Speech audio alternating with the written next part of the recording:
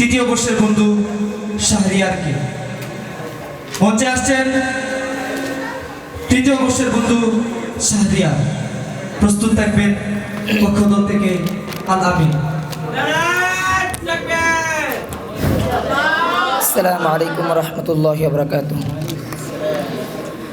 আলহামদুলিল্লাহি রাব্বিল আলামিন ওয়াসসালাতু ওয়াসসালামু আলা রাসূলিল কারীম আম্মা বা'দ ফাআউযু বিল্লাহি মিনাশ শাইতানির রাজীম বিসমিল্লাহির রহমানির রহিম লা ইকাল্লিফুল্লাহু নাফসান ইল্লা উসআহা সাদাকাল্লাহুল আযীম। আন্নাদি ছাত্র পরিষদ কর্তৃক আয়োজিত আজকের বাৎসরিক হাফলার সম্মানিত সভাপতি ও বিজ্ঞ বিচারক মণ্ডলী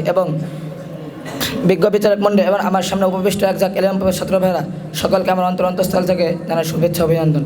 আজকের যে বিষয়বস্তু দিয়েছে তা হচ্ছে জনসংখ্যা বৃদ্ধি হুমকি নয় সম্ভাবনা। এর বিপক্ষে অধিক যুক্তি থাকার কারণে আমি এবং আমার দল এর বিপক্ষ দল বেছে নিয়েছি। মাননীয় সভাপতি, আমি সরাসরি আমার যুক্তি চলে যাচ্ছি। আমার যুক্তি নং 1, খাদ্য। বাংলাদেশ কৃষি প্রধান দেশ। কয়েক বছর আগেও আমরা সকলের জন্য খাদ্য উৎপাদন করতে পারতাম না। প্রায় 25 লক্ষ টন খাদ্য আমদানি করা হতো। বর্তমানে আমরা সকলের জন্য খাদ্য উৎপাদন করতে সক্ষম। তবে অতিরিক্ত জনসংখ্যার জন্য বসতি স্থাপনের কারণে কৃষি জমির পরিমাণ কমে যাচ্ছে। এ ব্যাপারে আমাদের সতর্ক হতে হবে।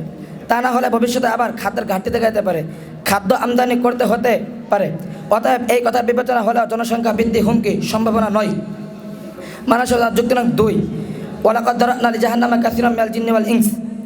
অর্থাৎ আমি মানুষ ও জিনদের অধিকাংশকে জাহান্নামের জন্য সৃষ্টি করেছি। এখন আমার প্রশ্ন হচ্ছে, যদি জনসংখ্যা বৃদ্ধি হুমকি না হয়ে সম্ভাবনা হয়, তাহলে অধিকাংশ মানুষ যে জাহান্নামে যাবে তার দায়ভারকে আমার বিপক্ষ দলে ভেড়ে নেবে? কখনো নেবে না। কারণ আল্লাহ তাআলা কোরআনে অপরাধে বলেছেন, ওয়ালা তাসরু ওয়াসরাতু উযরা উখরা, একে অন্যের বোঝা বহন করবে না। সুতরাং এর দ্বারা বোঝা যায় যে জনসংখ্যা হুমকি সম্ভাবনা নয়। যুক্তি নং 3, বাসস্থান। জাতিসংঘের তথ্য মতো বাংলাদেশে প্রায় 10 লক্ষ মানুষ গৃহহীন। প্রতি বছর প্রায় 30 লক্ষ নবজাতক মোট জনসংখ্যার সাথে উপযুক্ত হচ্ছে। সকলের জন্য বাসস্থান নিশ্চিত করা সরকারের জন্য অনেক কঠিন। তাই নিরাপত্তা কাজের খোঁজে এই সব গৃহহীন মানুষ শহরে চলে আসে।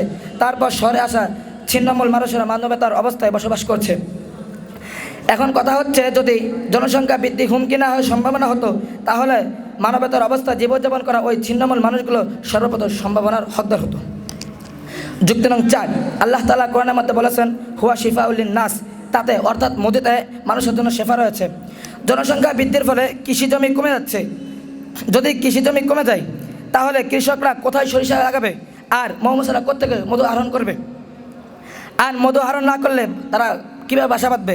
আর তারা যদি না বাসা বাঁধে, তারা মধু কীভাবে সংরক্ষণ করবে? আর যদি মধু সংরক্ষণ না করতে পারে, তাহলে আপনারা কীভাবে মধু খাবেন? যদি জনসংখ্যা বৃদ্ধি হুমকি না হয়ে সম্ভাবনা হয়, তাহলে আমার বিপক্ষ দলের বন্ধুরা অসুস্থ হয়ে মারা থাকবে। আর এর সুযোগ পেয়ে চতুর লোকেরা ভেজাল মধু তথা চিনি মিশ্রিত মধু বলে চালিয়ে দেবে। এই মধু খাওয়ার পরে আমার বিপক্ষ দলের ভাই অবস্থা হবে, ও মা আমারে বাঁচাও, ও মা আমারে বাঁচাও, ওই আমার ট্যাবলেট দাও, এমনি করতে করতে আমার বিপক্ষ দল মারা যাবে। আমার যুক্তি নং 5, অতিরিক্ত জনসংখ্যার ফলে পরিবেশের উপর ক্ষতির প্রভাব পড়ছে। মানুষ গাছপালা কেটে ঘরবাড়ি বানাচ্ছে, অধিক ফসল ফলাতে গিয়ে জমিতে রাসায়নিক সার ও কীটনাশক ব্যবহার করছে।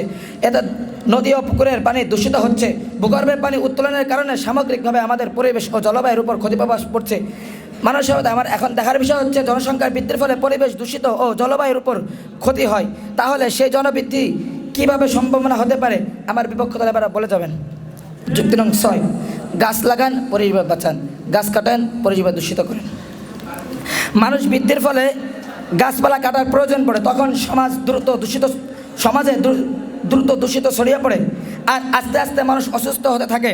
সুতরাং আমার বিপক্ষ দলের বন্ধুরা সমাজ দূষিত করার জন্য জনসংখ্যা বৃদ্ধি করতে চায়, অথচ মানুষকে কষ্ট দেয় ইসলামে জায়েজ নেই। আমি সরাসরি খণ্ড চালাচ্ছি। এখন আমার এক ভাই বলেছে যে, ইন্নাদ-দীন ইনদাল্লাহিল ইসলাম, আল্লাহর নিকট সবচেয়ে নিকটতম দিন হচ্ছে ইসলাম। কিন্তু আল্লাহ অপরাধে বলছেন, লা ইউকাল্লিফুল্লাহু নাফসান ইল্লা উসআহা, আল্লাহ মানুষের সাধ্যের অতিরিক্ত চাপাই দেন না। এখন কোনো ব্যক্তি 2টা সন্তান নিতে সক্ষম, সেদের 4টে নাই, তার উপর চাপিয়ে দেওয়া হবে না? অবশ্যই চাপিয়ে দেওয়া হবে। সুতরাং আমার পক্ষ থেকে ভাইদের বলতে চাই, এটা আপনাদের ইন্নাদ-দীন ইনদাল্লাহিল ইসলাম এই ব্যাখ্যা এখানে চলবে না।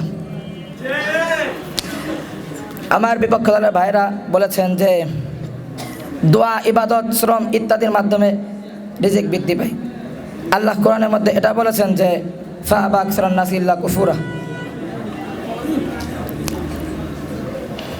আমার বিপক্ষ দলের ভাইরা আরেকটা যুক্তি দিয়ে গেছেন যে জাপান, কোরিয়া ইত্যাদি যে সব রাষ্ট্রগুলো আছে এগুলো সন্তান কম হওয়ার কারণে হাহাকার করছে। আবার আরেকটা যুক্তি দিয়েছেন জনসংখ্যা বৃদ্ধির কারণে প্রযুক্তি হচ্ছে। এখন আমার কথা হচ্ছে, আমার ভাই বলতেছে জনসংখ্যা বৃদ্ধি হওয়ার কারণে প্রযুক্তি পাচ্ছে, আবার হাহাকার করছে। সুতরাং আমার কথা হচ্ছে যে নিজের ভাইরা যুক্তি দিচ্ছে আবার খণ্ডন করছে।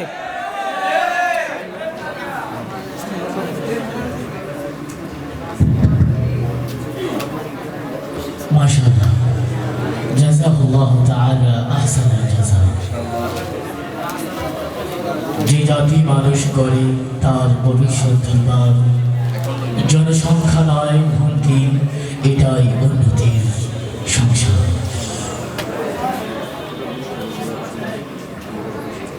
মাশাআল্লাহ, অত্যন্ত চমৎকারভাবে যুক্তি এবং বিপক্ষ দলের যুক্তি খণ্ডন করে গেলেন বিপক্ষ দলের বন্ধু ভাই মোহাম্মদ শাহরিয়ার।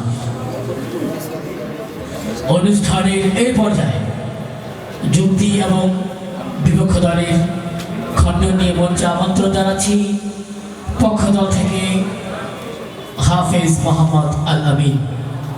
প্রস্তুত থাকবেন বিপক্ষ দলের বন্ধু হাফেজ মোহাম্মদ ইয়াকুব আলী।